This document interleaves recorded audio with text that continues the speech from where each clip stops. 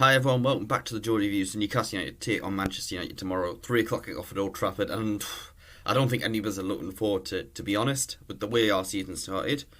So we drew 2-2 with Southampton, our first point of the season. Saint-Maximin gave us the lead into stoppage time. We thought that was the winning goal. We're going to go into the international break on a high, but then the Cells had to concede that penalty, and it was a penalty, and Ward-Prowse stepped up to give the Saints a draw at St James's Park. And to be honest, we're probably lucky to come out of the game with that a draw the way we played in the first half. You know, if we give Man United those chances, we're going to get punished. Manchester United, on the other hand, they beat Wolves 1-0. Mason Greenwood getting the only goal of the game. They're unbeaten so far. So you just can't put past a Manchester United win. I mean, if we come out with maybe one or even 2-goal loss, then for me, we're probably done well there. I mean, let's be honest, this isn't a game where that many teams are expected to win or even get something out of the game. So maybe we just want to get this out of the way. And if we show some effort, even if we don't get anything, maybe we'll feel a bit better, you know, a bit more confident going into the more winnable games. So looking at the team news for Manchester United, Marcus Rashford is out the game with an injury. Fred is out because there was something going on with FIFA. Brazilian players being blocked from playing for their national team, and now they've been suspended from playing in the Premier League. You know, because I think they're on our red list in the UK. McTominay is out the game. Alex Tellers out the game. Dean Henderson's out the game. Jadon Sancho is 75%. And Phil Jones is 25%. But let's be honest, Phil Jones is not going to play. Newcastle, on the other hand, Dubravka's out still. Shelvey's still out. But then with Anderson's still out. But then we've got a further headache. Fraser and Wilson are both out. It worries that Wilson, there is no return date. I mean, maybe want to assess the situation more with him when he'll be back. But I mean, maybe it'll be a couple of weeks. So you're looking at Watford. For him to come back, Leeds is a push, but you can't see him starting that game. Fraser apparently was in crutches, but apparently the situation isn't as bad as what that would suggest. But there is, however, a possibility for Isaac Hayden, Carl Darlow and Paul Demmett to potentially come back for this game. Now, players to watch out for Manchester United. Cristiano Ronaldo, I don't think I need to say more about this guy. Come back to Old Trafford after 12 years away. Become, you know, one of the greatest players of all time at Real Madrid. Winning was, 4 Champions League titles.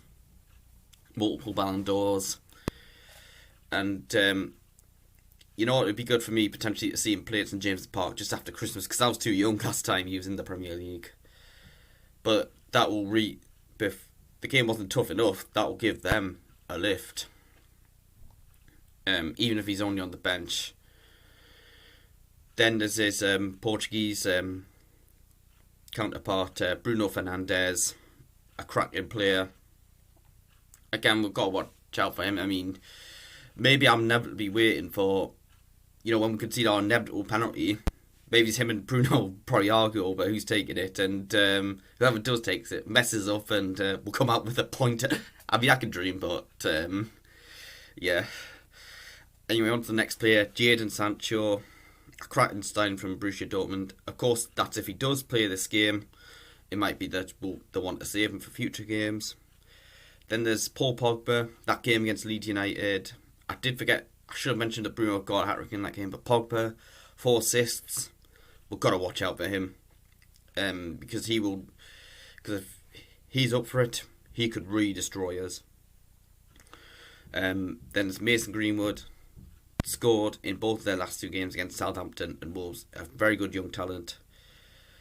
Edison Cavani, you know, was a good sign from PSG last season. And finally, Luke Shaw, who has come good really under Ole Gunnar Solskjaer. I mean, I don't particularly rate Solskjaer, but Luke Shaw has come good. A lot better than he was under Jose Mourinho, who just didn't rate him. And he had a good Euros, scored the goal against Italy in the final, which I was hoping was going to be, you know, the goal that won us a tournament, but it wasn't to be. So, into my starting 11, I'm actually going to go with a 4-4-2. Now, I could go with a 4-2-3-1, but I'll explain why later. And I don't want us to go with 5 at the back. I don't think this is the right game to play a 4-3-3 either, so I'm going to go with 4-4-2. So starting off in goal, Freddie Woodman. Dar's not fully fit. I don't think Woodman's done a lot wrong so far, but he needs to work on his distribution. Right back, Javier Manquillo. The 2 centre-backs, I'm going to go with Federico Fernandez and alongside him, Kieran Clark. But, the defence does need to step up. I don't want to see Jamal Lascelles in there. 2 penalties he's conceded in 2 games. I just wonder, is it a bit like Colaccini and Stephen Taylor all those years ago when they were good on the day, but they were past it by the time they left the club. I'm thinking Jamal Lascelles is going to be a bit like that, and you could say the same with other centre-backs. At left back, I'm going to give Jamal Lewis again. I think the lad deserves to, be given a chance. He came against Burnley, played well. Why not give him an opportunity? And, he'll learn better. On the right hand side, I'm going to go with Jacob Murphy in the centre of midfield. I think Isaac Haynes going to be fully fit, so I am going to play him in the midfield. But if he's not fully fit, then I'll probably look to go with Sean Longstaff. And alongside, also in the midfield, I'm going to play Joe Willock. And on the left-hand side, I'm going to go with Alan Saint-Maximin. We need to have a performance from him if we've got any chance of getting something out of this game. Because we've seen him perform, because he usually does well against Man United. I remember he was involved in the move for Matty Longstaff's winning goal against them a couple of years back. And also, he scored that volley at Old Trafford last season. Up top, going to go with Joe Linton. He did well. He was involved in the move for ASM's goal last weekend. 2 weeks ago. And I think I would keep him in there. And the reason I'm going to put him with a strike partner is he does a lot better with one than I just don't have much confidence in him to play as a lone striker. So I'd like to see him up with a partner. And I'm actually going to pick Dwight Gale. I've always liked him off. I think maybe he could help Joe Linton out in this game. Although, because with Callum Wilson injured, one player I would like to see come off on the bench is Dylan Stevenson, who's done very well for the reserves. Apparently he was nominated for the Under-23 Player of the Month for award for August. And I wouldn't mind maybe seeing him on the bench, if the strikers are struggling, just to have someone up there. And with ASM, he needs to be playing out wide rather than playing up top. But I would like to see potentially Stevenson come off the bench. Man United, it's worked for them. Bringing pro academy players have worked for them recently. You look at Greenwood and Rashford. Why not give Stevenson a chance? I mean, yes, I understand. He could end up being like Adam Campbell, Elias Sorensen. A lot of talent, but they just don't to work out. So maybe look to put him on the bench. I mean, I'd have more confidence in him coming off the bench than Andy Carroll. But that's my starting 11.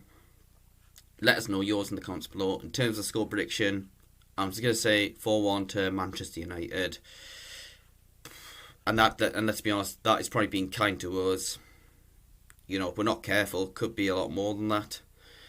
But don't forget to hit like on the video, subscribe to the channel, check out my social media pages in the description below. Thank you for watching, and I'll see you later.